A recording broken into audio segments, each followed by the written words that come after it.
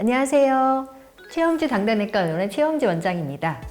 자, 오늘은 예전 시간에 소개해드렸듯이 여성과 당뇨병이라는 주제로 이제 첫 번째 여성의 일생에 처음으로 나올 수 있는 내분비 질환, 다낭 난소 증후군에 대해서 말씀드리고자 합니다. 자, 어렵죠? 다낭 난소 증후군. 네. 말 그대로 풀어볼까요? 다낭. 낭이 많다 이거예요. 낭이 뭐예요? 네, 무릎 같은 거죠. 다낭, 난소, 우리 난소. 그래서 다낭도 있고 난소 배란에 장애가 있는 그런 복합적인 그런 형태, 질환 형태를 다낭 난소 증후군이라고 얘기를 하고요. 사실은 이렇게 말은 어렵게 붙였지만 사실은 되게 흔해요. 왜냐? 젊은 사람들은 병이 없거든요.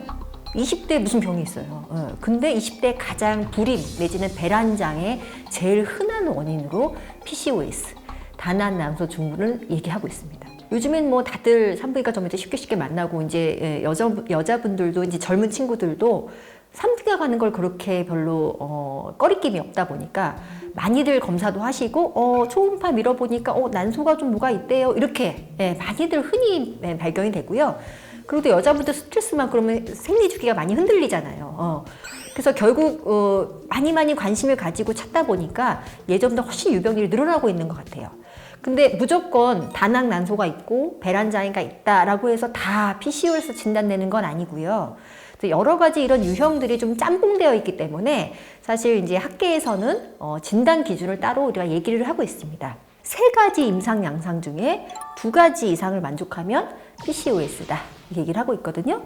일단 첫 번째 배란장애죠. 배란장애는 뭐냐면 희발월경 내지는 무월경. 그러니까 년에 8번 이하의 월경이죠. 그러니까 그 정도 좀 불규칙한 횟수가 1년을 쭉 봤을 때 그 정도로 좀 덜 나온다. 생리가 불규칙하다라는 경우 이제 희발월경에 해당되고요. 그 다음에 다낭성 난소라는 초음파상에서 그런 형태가 잡혀 있다. 이것도 정확하게는 난소에 적어도 10개, 12개 이상의 이런 무릎 비슷한 그러니까 난포가 제대로 성숙하지 못하고 터트려지지 않는 그런 비성숙한 상태로 여러 개가 한꺼번에 잡혀버리기 때문에 그런 양상이 나오는 거거든요. 자, 3번째가 남성 호르몬 과다입니다. 요게 이제 조금 애매하죠. 그러니까 애매하다기보단 잘 모르는 증상 중에 하나예요. 근데 남성 호르몬 과다가 어떤 식으로 임상적으로 표현이 되느냐? 여드름. 이러면 이럴 거예요. 여드름. 그리고 이제 털이 좀 다모증 얘기를 하거든요. 그러니까 남성만큼 많다는 게 아니라 상대적으로 95%, 그러니까 95분위수 이상으로 좀 여성 그룹에서 좀 극상위에 있는 그런 식으로 좀 과도하게 상대적인 과다죠에 노출되어 있는 경우를 우리가 남성 안드로겐 과다라고 얘기를 하고 이 3가지 검사를 다 했을 때 2가지 이상 만족할 경우를 우리가 다낭 난소 증후군이라고 합니다.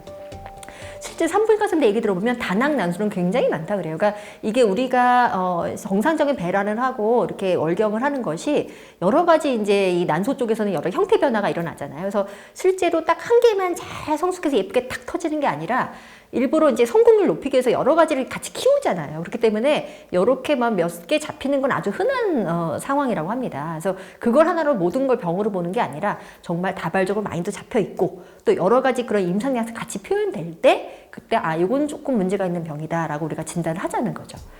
그래서 우리가 이런 배란장애, 특히 이 젊은 분에서 생리불순 내지는 결국 생리를 그만큼 덜하게 되면 뭐가 되겠어요? 불임으로 가잖아요. 그런 거에 가장 흔한 원인으로 잡혀 있고요. 그래서 실제 환자분들 많이 진단을 받게 되시는 것 같아요.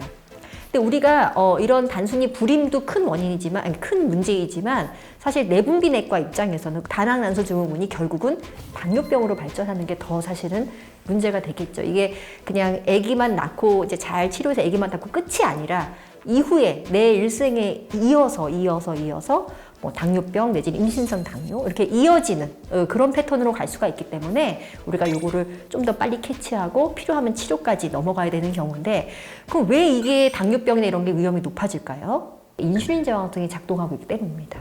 다낭 난소 증후군의 일단 기본적인 베이스에 깔리는 건 인슐린 저항성이에요. 그것도 역시 이 여성 호르몬, 그러니까 남포를 이제 제대로 자극해서 성숙해서 이렇게 나오게 하는 뇌하수체 호르몬, FSH, LH 호르몬이 제대로 이렇게 작동이 잘 돼서 뭐 적당한 비율로 잘 분비가 돼줘야지 난소가 제대로 성숙돼서 커져서 튀어나오는 배란장이 정상적으로 되게 되는데, 인슐린 저항성으로 인해서 이게 비율이 깨지면 LH가 이상하게 높아지는 거예요. 그렇게 되면 이게 제대로 성숙도 안 되고 잘 배란이 잘 안 되면서 이런 문제가 생긴다. 그래서 당장은 배란장이지만 결국 뭐예요?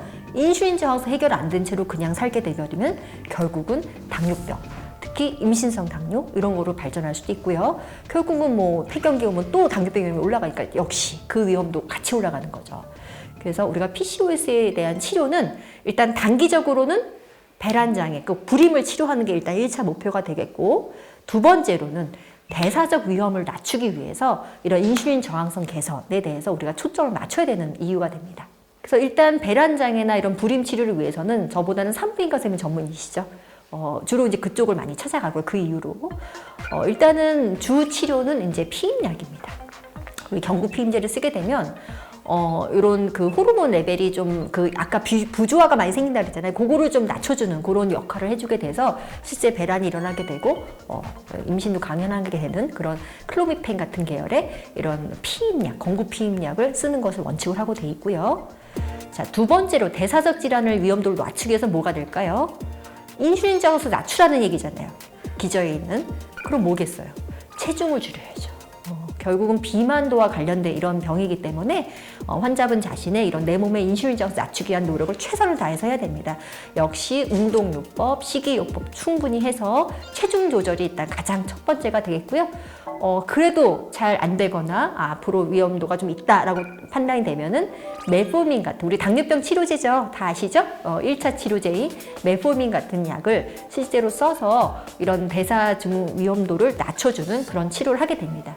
제가 예전에 이대에 있을 때 실제 이런 배란 장애를 치료하는데도 이 메포민 계열, 특히 뭐 TZD도 써봤었는데 그런 계열의 효과도 같이 입증을 했어요. 그래서 굉장히 이런 당뇨병 약제들이 산부인과에서도 써야 되는, 어떻게 보면은 그런 식으로 같이 겹쳐 있는 이 이 병이 PCOS 병입니다. 그래서 꼭 PCOS 대난난소 증후군은 산부인과 혼자 끌고 갈 것이 아니라 이런 당뇨병, 특히 내분비내과에서 같이 협진해서 장기적인 예후까지 같이 관리를 해줘야 되는 병으로 인식이 되고 있고, 근데 아직까지도 순수 환자분들이 잘 모르고 당장은 배란장애가 중요하다 보니까 주로 산부인과에서 경구 피임약 제제 위주로만 치료를 많이 하시는 게 좀 현실적인 문제인 것 같아요. 좀 아쉽고요. 그래서 우리가 장기적인 그런 예후, 그리고 이런 대사증후군 내지는 인슐린 저항성을 낮추기 위한 노력을 계속 잘 하셔야 된다라고 말씀드리고 싶습니다. 이 영상이 도움이 되셨다면 구독, 좋아요, 알림 설정 부탁드립니다.